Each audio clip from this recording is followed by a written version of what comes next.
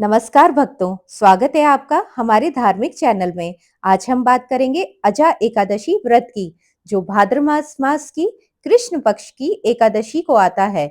इस व्रत का महत्व इतना महान है कि इसे करने से व्यक्ति के सारे पाप नष्ट हो जाते हैं और मोक्ष की प्राप्ति होती है।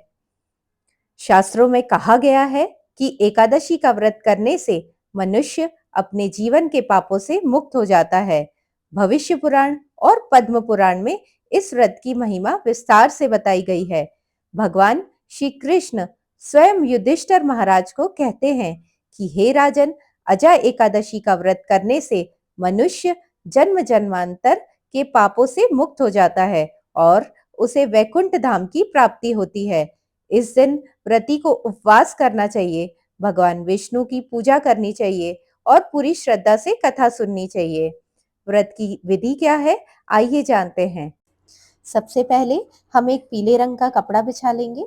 मैं मंदिर के अंदर ही पूजा कर रही हूँ किसी कारणवश, तो आपको अगर मंदिर के अंदर या बाहर चौकी लगा के पूजा करनी हो तो आप सबसे पहले पीला कपड़ा बिछा लीजिए, क्योंकि पीला कपड़ा विष्णु जी को बहुत प्रिय होता है। उसके बाद हम आसन देंगे विष्णु जी को और गणेश जी को। तो सबसे पहले हम पुष्प रखेंगे। हमने पुष्प रखे विष्णु जी के लिए और गणेश जी के लिए। हमने विष्णु जी को आसन दिया, उसके बाद हमने दिया गणेश जी को आसन और हमने साथ में ही रखे हैं लड्डू गोपाल जी। मैंने इन्हें वस्त्र भी पहना दिए हैं स्नान करा के, तो आप भी स्नान करा के इन्हें वस्त्र पहनाइए। हमने इन सबको आसन दे दिया है पुष्प रख के। इसके बाद हम एक दीपक जलाएंगे, वो विष्णु जी के सामने, गणेश जी के सामने, सारे भगवान के सामने हम एक दीपक, घी का दीपक जला के रखेंगे। बहुत ही श्रद्धा से ओम नमो भगवते वासुदेवाय नमः का जाप करते रहेंगे मन ही मन में, और हम भगवान से हाथ जोड़कर प्रार्थना करते रहेंगे और विधि के साथ हम पूजा भी करते रहेंगे। तो हम भगवान जी के सामने हमने दीपक रख दिया है। अब हम भगवान को पुष्प से स्नान भी करा देंगे। आपने अगर सुबह स्नान ना कराया हो तो आप स्नान करा दीजिए, पुष्प से स्नान कराइए। अब हम चढ़ाएंगे कलावा। तो सबसे पहले हमने चढ़ाया है विष्णु जी को कलावा वस्त्र के रूप में, उसके बाद हम चढ़ाएंगे गणेश जी को कलावा और उसके बाद हम चढ़ाएंगे लड्डू गोपाल जी को कलावा। तो हमने तीनों भगवानों को कलावा चढ़ा दिया है।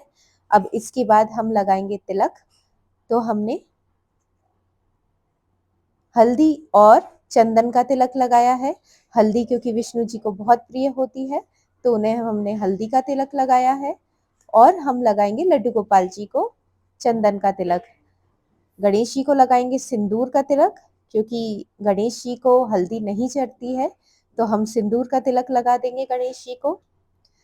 हम केसर भी चढ़ा सकते हैं, अगर आपके पास घर में उपस्थित हो केसर, तो आप विष्णु जी को केसर जरूर चढ़ाइए, क्योंकि केसर बहुत प्रिय होती है विष्णु जी को। तो मैंने तो केसर भी लगाया था उनके तिलक में साथ साथ। तो इसके बाद में हम तिल अर्पित करेंगे विष्णु जी को, क्योंकि चावल अर्पित नहीं होते हैं विष्णु जी को, तो हम तिल अर्पित करेंगे भोग के रूप में। और हम दीपक में भी थोड़े से तिल डाल देंगे। इसके बाद हम करेंगे पुष्प अर्पित। तो अगर आपके पास पीले फूल हो तो आप विष्णु जी को जरूर अर्पित कीजिएगा। मेरे पास पीले फूल नहीं थे, तो मेरे पास जो घर में फूल थे मैंने उन्हीं को ही चढ़ा दिया है। विष्णु जी को बहुत प्रिय है पीले फूल, तो आप पीले फूल चढ़ाइएगा। और गणेश जी को अगर आपके पास घर में लाल फूल हो तो आप लाल फूल गणेश जी को जरूर चढ़ाइए। मेरे पास लाल फूल नहीं थे, तो मेरे पास जो फूल थे मैंने वो चढ़ा दिए हैं विष्णु जी को और गणेश जी को और लड्डू गोपाल जी को। और गणेश जी को दूर्वा अति प्रिय है, तो आप गणेश जी को दूर्वा भी चढ़ाइए। अब हम विष्णु जी को चढ़ाएंगे तुलसी जी। तुलसी जी विष्णु जी को अति प्रिय है, तो हम तुलसी जी अर्पित करेंगे विष्णु जी को। और जब हम भोग लगाएंगे तो हम उसमें भी तुलसी जी रख के ही भोग लगाएंगे, क्योंकि वो भोग तभी स्वीकार होता है जब हम उसमें तुलसी जी रखते हैं। विष्णु जी को अति प्रिय है तुलसी जी, तो हम तुलसी जी के साथ ही भोग लगाएंगे। हम विष्णु जी को अब केला अर्पित करेंगे। मेरे पास फल में केला था पीला, तो विष्णु जी को पीले फल बहुत ही पसंद है। आप केला अर्पण कर सकते हैं, या जो भी फल आपके पास हो, सेब, अंगूर, जो भी फल आपके पास हो वो आप अर्पण कर सकते हैं। अब हम दक्षिणा अर्पित करेंगे। तो मैंने दक्षिणा विष्णु भगवान को अर्पित कर दी है। धूप जलाएंगे। धूप जला के हम विष्णु भगवान के सामने रखेंगे। अब हम लेंगे एक लोटे में जल और उसमें डालेंगे थोड़े से सफ़ेद तिल। अभी हम चावल नहीं डाल सकते, इसलिए तिल डालेंगे और ओम नमो भगवते वासुदेवाय नमः कहते हुए सूर्य भगवान को अर्घ देंगे। तो इस लोटे में हमने जल ले लिया है और उसमें डाले हैं सफ़ेद तिल। चूंकि ये विष्णु भगवान की पूजा है, तो हम हाथ में चावल न लेके हम लेंगे सफ़ेद तिल और पुष्प, और हम अपनी कथा, एक अजा एकादशी की कथा प्रारंभ करेंगे। एकादशी व्रत की कथा आइए सुनते हैं। बहुत समय पहले अयोध्या में हरिश्चंद्र नामक राजा राज्य करते थे। वह सत्यवादी और धर्मनिष्ठ थे, लेकिन एक बार भाग्यवश उन्हें बहुत कष्ट सहने पड़े। एक ऋषि के श्राप के कारण राजा हरिश्चंद्र को अपना राज्य, धन, यहाँ तक कि पत्नी और पुत्र को त्यागना पड़ा। वह शमशान में डोम के सेवक बन गए और वहां शवदाह के कार्य में जीवन यापन करने लगे। एक दिन महर्षि गौतम वहां पहुंचे। उन्होंने देखा कि धर्मात्मा हरिश्चंद्र इतना दुख सह रहा है। तब ऋषि ने राजा से कहा, हे राजन, तुम्हारी ये स्थिति तुम्हारे पूर्व जन्मों के पापों के कारण है, लेकिन अब तुम्हें इससे मुक्ति दिलाने का एक ही उपाय है। यदि तुम भाद्रपद कृष्ण पक्ष की अजा एकादशी का व्रत करो और श्रद्धा से भगवान विष्णु की पूजा करो, तो तुम्हारे सारे पाप नष्ट हो जाएंगे। राजा हरिश्चंद्र ने वैसा ही किया। उन्होंने उपवास रखा, भगवान की भक्ति करी और पूरी श्रद्धा से व्रत का पालन किया। परिणाम स्वरूप उनके सभी पाप नष्ट हो गए। उन्हें फिर से अपना राज्य, पत्नी और पुत्र वापस मिल गए। अंत में वे विष्णु लोक को प्राप्त हो गए।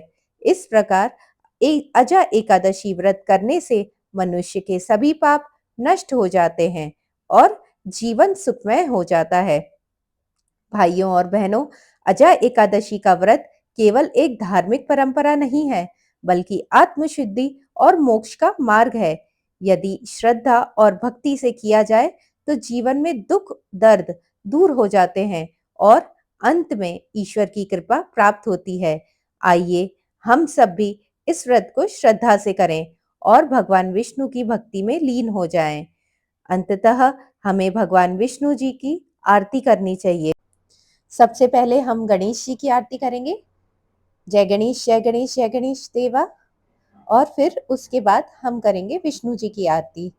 तो विष्णु जी की आरती के लिए हम ओम जय जगदीश हरे, अगर आपके पास कोई और दिया हो तो वो भी ले सकते हो, और हम कपूर से भी आरती करेंगे। कपूर से आरती करना अति शुभ माना जाता है विष्णु जी की पूजा में, तो हम कपूर की आरती जरूर करेंगे।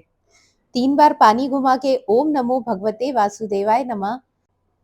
हमारी पूजा संपन्न हो चुकी है। इस दिन क्या करें क्या ना करें, तो आप चावल को ग्रहण न कीजिए, न ही चावल दान में दीजिए।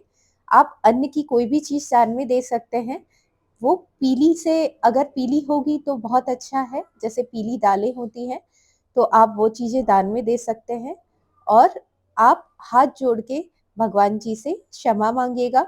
अगर हमसे कोई भी भूल हुई हो तो हमें क्षमा अवश्य कीजिएगा। वीडियो पसंद आया हो तो मेरे चैनल को लाइक, सब्सक्राइब और कमेंट कीजिएगा। आगे आपके पास और वीडियो लाती रहूंगी। हर हर महादेव।